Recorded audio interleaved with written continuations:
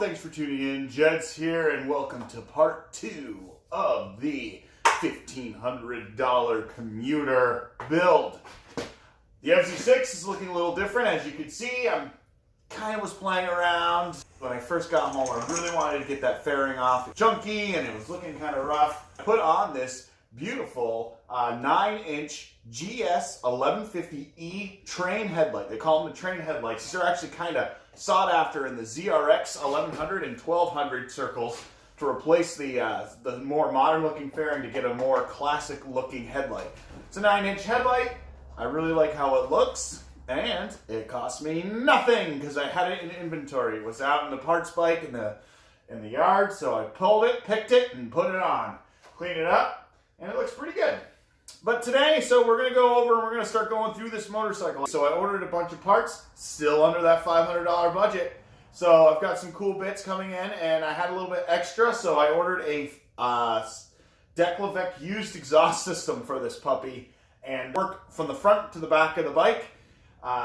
Today, we're going to do the front end. So we're going to take the front end off. We're going to check the head bearings. We're going to replace the fork oil. We're going to check the brake pads, and if we need to order pads, we'll order pads. Check the clearances on the rotors. We'll check the wheel bearings, and then we'll reassemble. So the front end will be solid. Let's get started for this project, for this episode today. Okay, here we go.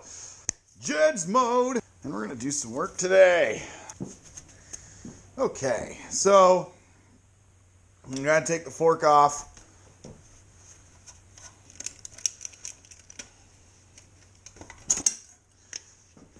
But I just had it mocked on there.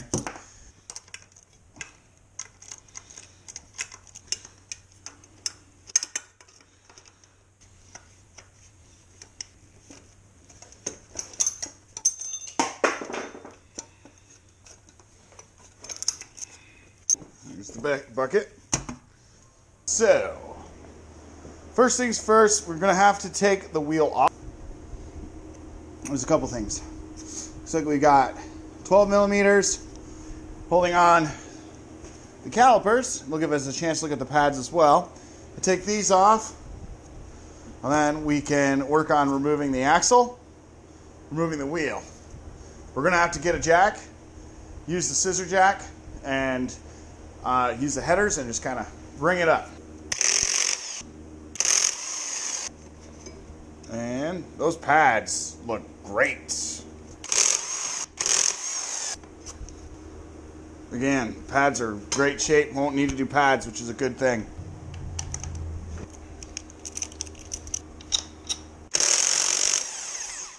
So you want to do is jack the front end so that front rear wheel is just snug.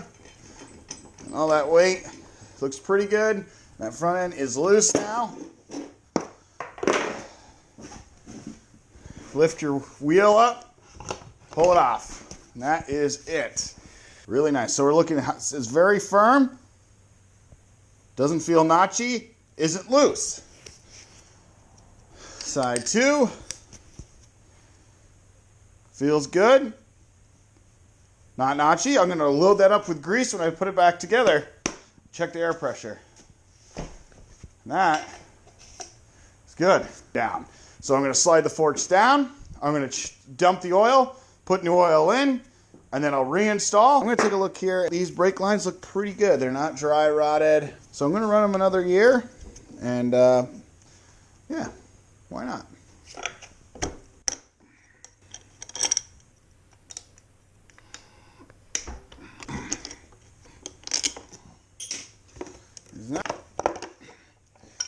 There we go.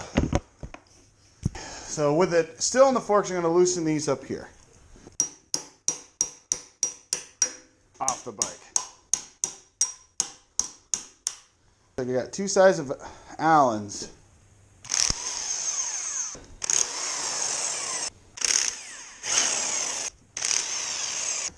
The forks come right out.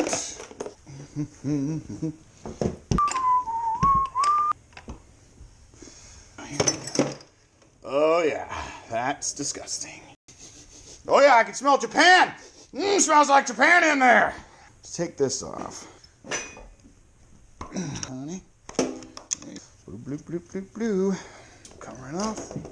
Now, I can just kind of And there's 2 of these. Lock spacer there. That's it. So there's 1, and there's 2 that lock each other in. Okay, so let's take a gander. So there's this grease plate here that kind of keeps the grease in the bearing, and we can see what's going on in the steering head. Oh yeah, factory grease, but they got plenty in there. Okay, so you can see here that bottom bearing is really starting to get some corrosion, but we still have good movement. Races still look good. So I'm just going to pack this either side. You see there's a little dry spot here. That grease is still pretty good though. There's a lot of grease in here, but that's definitely factory grease. I'll just use what's in there. That was a little dry on that side of the race. We're going to pull that up. See how dry those bearings are on the inside there. You should not be able to see metal like that pretty cleanly. So I'm glad I packed it now, because now we just gotta coat that. Come on. Come on, baby.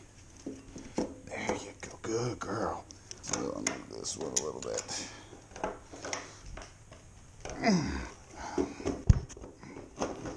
Okay. There's that. Kind of loose.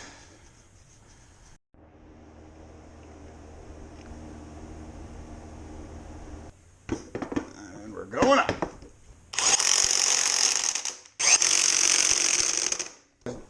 Tighten this bolt up here. See how it's nice and loose. Nice and tight.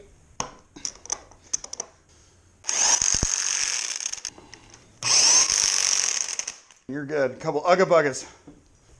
Doesn't really need it that bad. These bearings. This bike's in really good shape. There's a little right here. Come on. You didn't just do that, did you? You did. All right. Forward.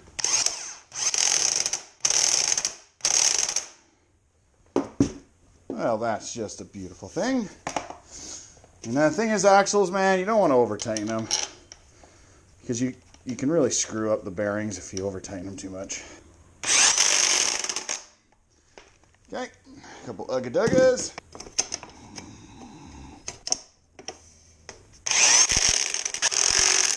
On this side, no big problem. Okay.